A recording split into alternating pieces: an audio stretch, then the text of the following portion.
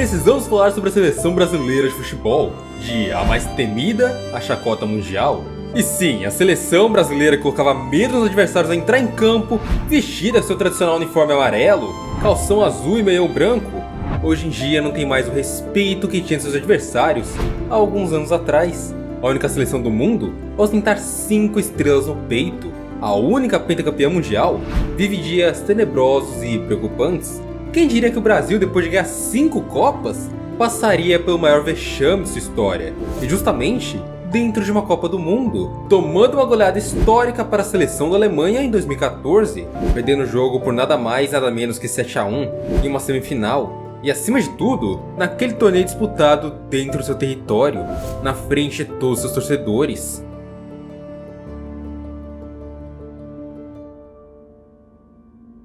Aí eu olho pro Ronaldo, eu falei, o Ronaldo vai morrer.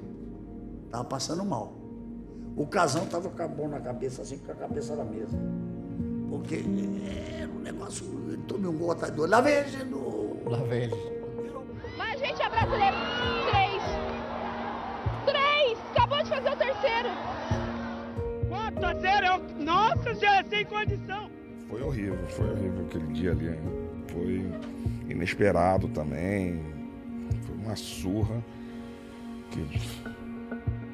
Foi uma coisa horrível. Foi um negócio Pra horrível. todo mundo, né? Foi um negócio horrível. A chance de mais um gol. Discutir vários fatores sobre aquele jogo, mas o motivo, a causa, o porquê, cara, não dá pra saber. Futebol Aquela seleção brasileira que revelou o rei do futebol, que ganhou um bicampeonato mundial em 58 e 62, com jogadores extremamente habilidosos em todos os setores do campo, hoje em dia só causa preocupação e decepção no torcedor brasileiro. Após o tricampeonato de 70, amarguramos um jejum de títulos em Copa do Mundo. Foram 24 anos sem nenhuma conquista. Após Vicente Fiola em 1958, Aimoré Moreira em 1962 e Mário Zagallo em 1970, a seleção não conquistava mais Copas. A seleção brasileira perde a sua segunda partida seguida. A Polônia mereceu o terceiro lugar com este gol de Lato. O futebol, 3 vezes campeão do mundo, estava irremediavelmente batido.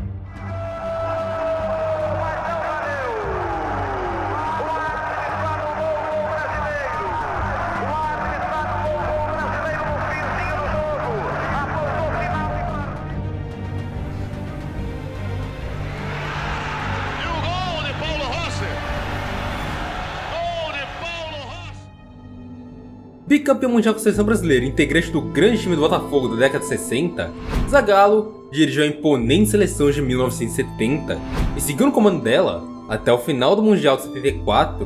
Voltou para a seleção em 94 como auxiliar de Parreira e comandou o time em 98, quando chegou ao vice-campeonato na França. E é aqui, em 98, que começamos a nossa história. Essa final foi uma final repleta de dificuldades extracampo, e já não bastava enfrentar uma seleção francesa em seus domínios, com Zinedine Zidane jogando futebol fino, acompanhado de pessoas como Thierry Henry. Tivemos fora de campo o problema que envolvia Ronaldo Fenômeno, que antes da partida, segundo integrantes da comissão técnica, teve uma convulsão e teve que ser levado para um hospital para fazer exames médicos, mas no mesmo dia acabou retornando, já dizendo que se sentia bem e que iria para o jogo de qualquer jeito. Muitos dizem que isso foi determinante para a perda daquele título, já que os demais jogadores, ao invés de se concentrarem para jogar aquela partida, aquela final, ficaram mais preocupados com Ronaldo, e isso já dentro de campo. No final de tudo, todos sabemos o que houve, um 3-0 para a França, que ali conquistava seu primeiro título mundial. Ficou para Sócrates, pintou, arrumou, deixou se bater. Lá vai pra bola, olha a bomba! Brasil!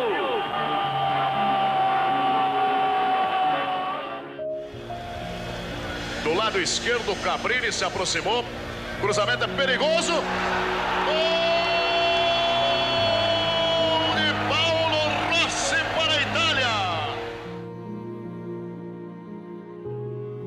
E não tem como esquecer aquela seleção que encantou o mundo com seu futebol arte, que parecia jogar com música, comandada por um 10 franzino que tocava na bola com maestria, divino no meio campo, com um doutor, e sim, eu falo um doutor que operava milagres em campo, com seus toques de calcanhar que em um piscar de olhos, colocava seus companheiros na cara do gol. O Dr. Sócrates era classe pura em campo.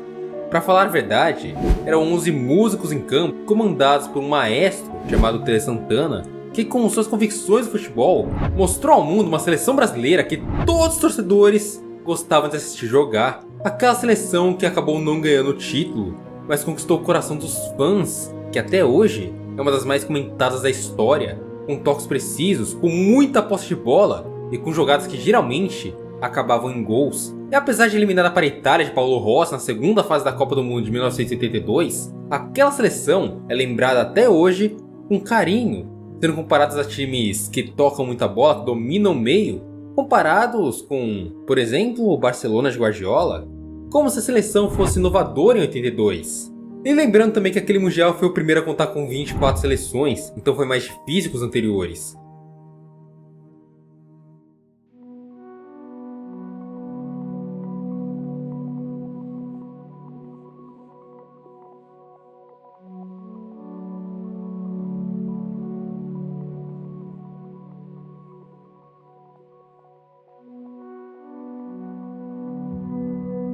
Tivemos muitas decepções, não só de 98 como disse antes, mas em 74 na quarta colocação, em 78 na terceira colocação, em 82 fase de grupos, 86 quarta de finais, 90 oitava de final. E o torcedor até hoje lembra do argentino Cláudio Canidia passando por cima do Brasil. O Brasil chegou ali e nessa situação toda, com esse contexto, vamos falar agora da Copa de 94. Uma seleção que sofreu muito nas eliminatórias, para assim se classificar. E mesmo assim, víamos ali um ataque com o Romário e Bebeto destruindo as zagas adversárias. O meio campo com um valente capitão, o capitão Dunga, e um goleiro pegador de pênaltis chamado Tafarel. E também na beira do campo tínhamos um comandante, alguém que sabia como poucos o que fazer para conquistar aquele título e aquela Copa. Com a ajuda de seu auxiliar, o experiente Zagallo, vindo com a experiência de 3 mundiais, 2 como jogador e 1 como treinador, Zagallo foi peça fundamental junto a Parreira para a conquista do título de 94. Pense em uma seleção pragmática que não mudava seu jeito de jogar, que tinha uma concentração para se defender como nunca vista antes. E sim, essa foi a seleção que nos trouxe o Tetra, uma seleção conhecida antes da Copa como retranqueira, mas que após 24 anos acabou com o jejum. Mas para chegar a essa conquista, o caminho óbvio não foi nada fácil. Para se conseguir a classificação nas eliminatórias, já começou tudo muito difícil. Antes de mais nada, é necessário contextualizar o momento histórico na pré-Copa de 94. O Brasil completava 24 anos sem vencer o Mundial, algo que hoje, óbvio, nem parece algo tão grande. Afinal, de 2002 para a próxima Copa, já vai ser esse mesmo jejum. Mas na época era realmente uma novidade, não era comum o Brasil perder tantas Copas. Tudo isso era tratado como uma calamidade, e mesmo ganhando a Copa América em 89, a geração da seleção, que era muito talentosa, era completa de decepções, com grandes craques da década passada, com atuações irregulares, restando pouquíssimo daquela década de 70, que foi uma década campeã. E por isso, 94 era um peso que beirava o desumano nos ombros daqueles jogadores comandados por Parreira, Romário e Bebeto. E fazendo uma imersão no cenário traçado acima, podemos também acrescentar um ciclo repleto de fatores que contribuíram para um caos instaurado, a começar pelo desempenho nas 2 Copas América do período. Em 91, ainda comandada por Paulo Roberto Falcão, a seleção brasileira, em processo de renovação, acabou classificando em segundo lugar em seu grupo, e isso na primeira fase, atrás da Colômbia. Na fase final, perdeu o título para a Argentina. Resultado normal, mas que foi muito mal digerido pela opinião pública na época. E já em 93, com a queda de Falcão e a sumida de Parreira, o treinador não pôde contar com seu principal poder do grupo, seus principais jogadores que atuavam na Europa. E o Brasil acabou caindo novamente para os hermanos, para a Argentina, dessa vez na disputa de pênaltis nas quartas de final. Mas uma frustração, uma coisa que simplesmente não poderia ser engolida pelo público brasileiro. Naquela época, não havia data FIFA ainda, e os clubes europeus dificilmente liberavam seus jogadores para amistosos marcados entre seleções. A solução era convocar muitos jogadores que atuavam no território brasileiro. E se não bastasse só isso, Parreira entrou em rota de colisão com Romário naquela época, que era bom nada mais nada menos que o melhor jogador em atividade pro Brasil. Atuando na Europa, o baixinho reclamou de ficar no banco de reservas em um amistoso contra a Alemanha em 92. E a partir desse amistoso, Parreira não convocou mais o jogador, isso durante grande parte das eliminatórias, e só voltou a chamá-lo no último jogo, diante do Uruguai, onde o Brasil precisava apenas de um empate. Mas por trás desse Brasil-Uruguai naquela época, havia ainda aquele fantasma, um fantasma que assombrava a seleção brasileira, o fantasma do Maracanazo em 1950. E o baixinho não decepcionou, jogou como gente grande e deu um show garantindo a classificação do Brasil e vaga para aquela Copa de 94. Romário na área, vai cair também, caprichou Bebeto, olha a chance, olha o gol! Olha o gol! Olha o gol! Olha o gol! Gol! Mais uma.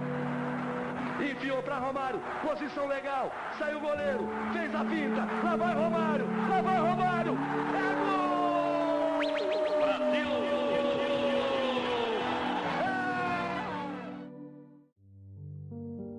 E hoje, a gente se pergunta, como uma seleção com tanto prestígio pelo mundo, e um país que brota craques ano a ano, não sei se percebem, mas a maioria dos times principais do mundo contam com brasileiros, como um país desse não consegue se manter no topo?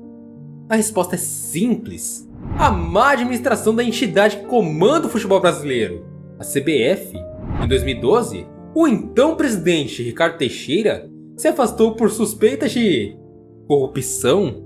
Em 2015, José Maria Marinho foi preso pela polícia dos Estados Unidos. Em 2018, foi a vez de Marco Polo Del Nero, que foi banido da FIFA. Em seu lugar, entrou Rogério Caboclo, que também foi afastado após uma denúncia de assédio. Assumiu então em seu lugar Reginaldo Rodrigues. Porém, 7 de 12 de 23, foi a vez de Reginaldo Rodrigues ser afastado. O motivo seria por causa que sua eleição na época teria sido feita como um protocolo do MPRJ, e os demais vices não teriam sido consultados e se sentiram prejudicados com isso. Então, somente após determinação do ministro Gilmar Mendes do STF, que o novo presidente pôde assumir a CBF novamente, e de maneira rápida, tentou corrigir alguns erros de seus antepassados. E a primeira, óbvio, foi demitir o técnico Fernando Diniz, que havia assumido comandar a seleção como interino, até a chegada de Carlo Ancelotti, que, você já viu Carlo Ancelotti na seleção brasileira? Segundo Reginaldo, o técnico do Real Madrid havia assinado um compromisso com a CBF para assumir a seleção brasileira a partir de junho de 2024. Porém, alguns mesinhos depois, o mesmo assinou uma renovação com o time do Real Madrid. E com isso, Reginaldo Rodrigues precisou dar uma resposta aos torcedores. Então ele resolveu mudar a pedida, e sem Carlo Ancelotti e com a ida embora de Fernando Diniz, ele resolveu correr atrás de outros nomes. Mas falaremos disso apenas um pouquinho mais pra frente.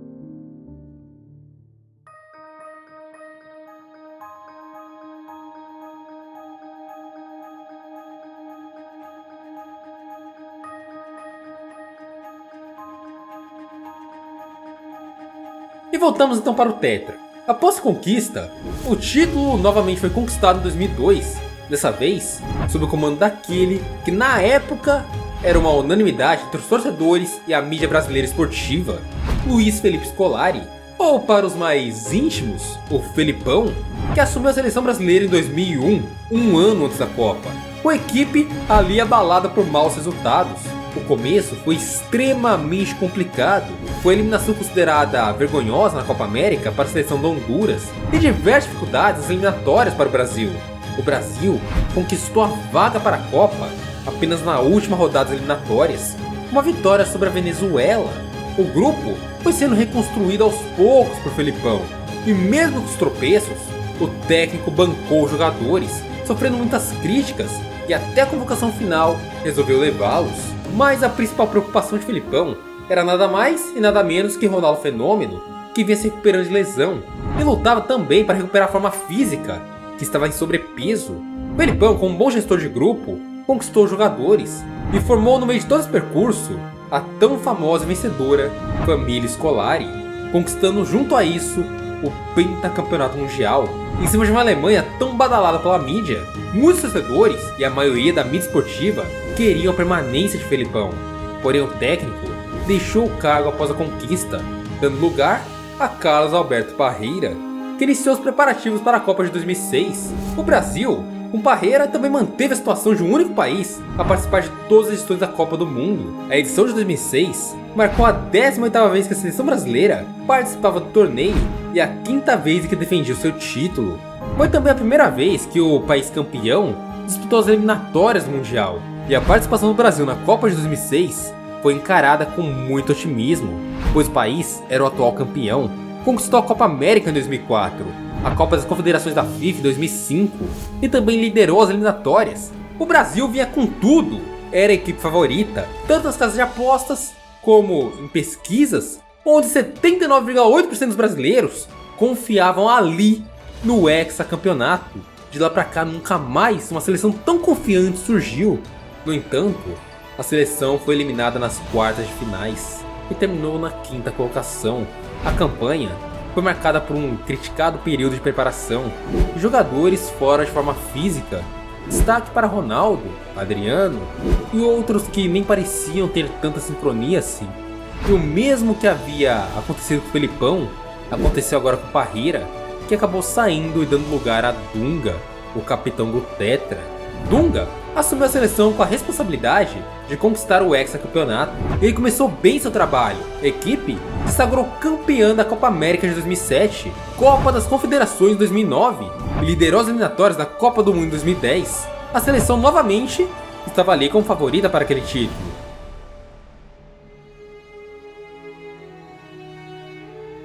Lançamento pra área! Gol!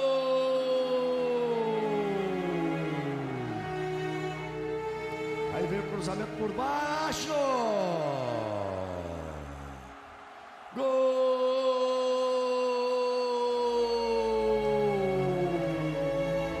Só uma vez vocês fazem a festa. O Brasil dominou 45 minutos. O Brasil fez 1-0.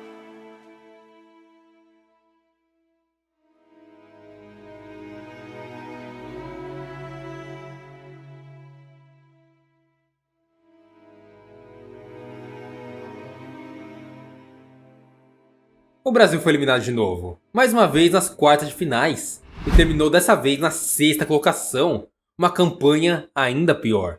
A seleção apostava em futebol pragmático, com uma forte defesa e um ataque eficiente no contra-ataque. A cada 3 gols da era Dunga, 1 nascia de contra-ataque, e também era a seleção brasileira com maior média de idade da história das Copas, 29,3 anos, com, obviamente, Neymar e Ganso ficando de fora disso, que na época eram 2 estrelas do futebol brasileiro, e que sim, com certeza todo mundo lembra o quanto esses 2 garotos jogavam no Santos. Após a eliminação, muitas críticas caíram em cima de Dunga, justamente por esse assunto, a dupla Neymar e Ganso, e também mais um, Ronaldinho Gaúcho, onde de maneira injustificável ficou de fora da lista de Dunga, que levou Kaká, que estava lesionado para a Copa, e foi mais um a ser demitido pela bagunça e má administração da CBF. E assim veio a Copa de 2014, já eram 12 anos sem uma Copa. E mesmo com toda a bagunça instalada na CBF ao longo dos anos, o então técnico Felipão, aquele mesmo,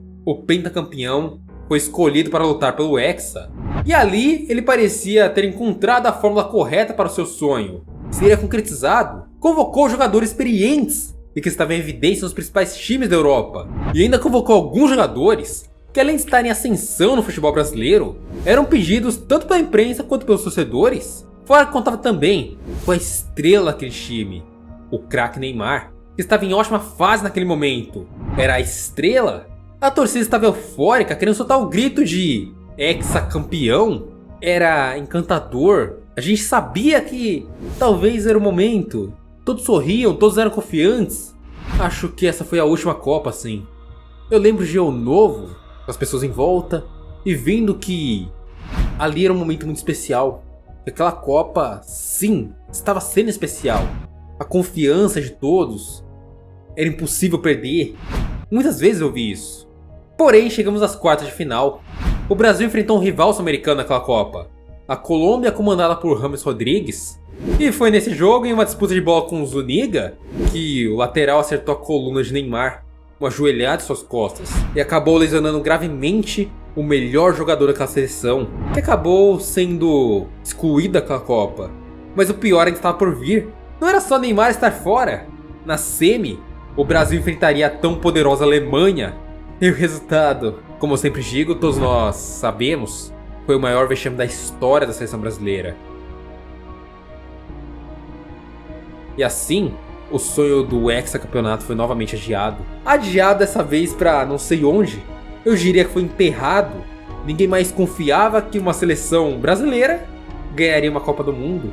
E até hoje é normal virmos que a Copa não vem mais. Jornalistas esportivos e a grande maioria da torcida passaram a cobrar uma reestruturação na seleção. Muitos boatos de que alguns jogadores estavam sendo convocados por terem um certo empresário influente dentro do CBF. E que também havia interferência de patrocinadores na convocação e escalação da seleção. Para acalmar os ânimos, a entidade rapidamente tratou de convidar um técnico que estava em evidência no futebol brasileiro. E com isso, acalmaram um pouco a fúria e também a cobrança em cima da própria CBF. E assim, pouco tempo depois, foi anunciado o técnico Tite, experiente e vencedor no time que estava treinando naquele momento. Ele ganhava títulos, mas tinha um pequeno problema, ao qual o treinador teria que passar. Muitos não gostavam do seu estilo de jogo. Um treinador que gostava de armar suas equipes e um jogo retroativo ao qual a torcida não estava acostumada a ver no Brasil. Uma, talvez, retranca. Mas foi passando o tempo e as coisas começaram a acontecer a favor do técnico. A seleção ganhava seus jogos, jogo atrás de jogo, tanto em amistosos quanto eliminatórias, onde o Brasil acabou sendo o primeiro colocado, mas acabou assim como os anteriores. Chegou na Copa de 2018 e foi eliminado pela Bélgica na fase de quartas de final de novo. Porém, ao contrário dos outros treinadores, Tite decidiu aceitar o convite da CBF e continuar no comando da seleção e deu continuidade ao trabalho que estava fazendo, já se preparando para o próximo Mundial, o Mundial de 2022. Porém, Tite cometeu um pequeno erro que para muitos culminou no fracasso de 2022.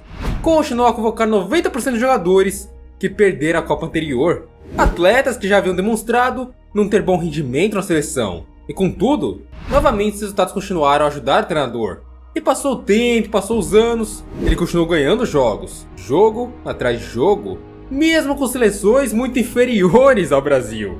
Nenhuma europeia era enfrentada pela tão temida seleção brasileira. Nas eliminatórias, o time sobrava, pois não havia nenhuma seleção no nível da nossa. Apenas a Argentina demonstrava algum tipo de resistência. Jornalistas e comentaristas alertavam para o risco de não jogar contra seleções europeias. Muitos pediam para fazer amistosos nesses esportes, e assim termos noção do que enfrentaríamos no próximo Mundial. Mas a CBF pouco fazia caso e alegava que simplesmente não havia agenda para datar jogos de seleções desse nível. O tempo então passou e Tite conseguiu conquistar a Copa América de 2019, jogando a final contra a seleção fraquíssima do Peru, e assim mascarou todos os defeitos que precisavam ser corrigidos para disputar o Mundial de 22. Chegando no Mundial novamente, o Brasil eliminado. E bom, os comentaristas e jornalistas estavam certos. As críticas valeriam apenas fossem escutadas. O Brasil caiu perante uma seleção europeia. Pois é, fomos eliminados pela Croácia, e novamente em uma quarta de final, porém dessa vez foi nos pênaltis, e agora sim, Tite foi mais um a cair na seleção. A CBF, não cansada de fazer bobagem, como disse antes, chamou outro técnico, um interino, para disputar amistosa na data FIFA contra a seleção do Marrocos, que vai chegar à semifinal da Copa do Mundo, uma seleção forte. E assim a seleção seguiu comandada por técnicos interinos. E a bola da vez foi Fernando Diniz, que dividiu a seleção com o Fluminense na época, trabalhando nos dois ao mesmo tempo. Coisa que também pode ser muito criticada, já que nos dois, o técnico supostamente não teria tempo para se dedicar à seleção brasileira. Em janeiro de 24, após o retorno à presidência de Reginaldo Rodrigues, Dorival Júnior foi o próximo a ser convidado para assumir a seleção brasileira. E o mesmo aceitou o desafio e disse em sua coletiva de apresentação que precisava resgatar o amor do povo pela seleção brasileira e que convocaria jogadores que atuam também no futebol brasileiro. Era aqueles do momento. Os jogadores em alta seriam convocados. Porém, em sua primeira convocação, dos 26 jogadores, para amistosos com Inglaterra e Espanha, o treinador chamou apenas 5 jogadores que nunca tinham atuado pela seleção. E aqui já começou as críticas. Alguns emocionados já começaram a alfinetar o trabalho do professor Dorival, falando que seria mais um Felipão, seria mais um Tite, seria mais um Fernando Diniz. Mas como as coisas mudaram, né? Empatar esse jogo aí, cobrança do escanteio, desvio de cabeça pra trás e a sobra do Endrick. Gol! Vamos, Vini! Faz o gol, Vinícius Júnior bateu pro gol na sobra! Gol!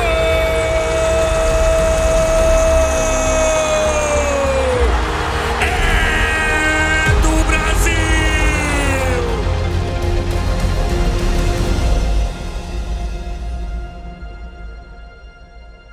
Dorival deu sim novas esperanças e correspondeu aos sentimentos dos brasileiros e uma nova esperança para o futuro. Aos poucos, eu acredito sim, o amor pela seleção vai voltar para todos. Com o surgimento de Endrick, que marcou nos 2 jogos contra Espanha e Inglaterra, o Brasil saiu vitorioso sobre a Inglaterra em Wembley e fez um empate heróico contra a Espanha no Santiago Bernabéu, com uma arbitragem no mínimo questionável, com 2 pênaltis muito mal marcados. E o único bem marcado foi o pênalti do Brasil. No fim, a nós torcedores apaixonados pela seleção, com tudo isso que aconteceu, resta apenas aquele sentimento de desejar sorte a esse novo comandante. Sorte para que faça um excelente trabalho e possa de vez quebrar o jejum e resgatar novamente o orgulho do torcedor pela seleção brasileira.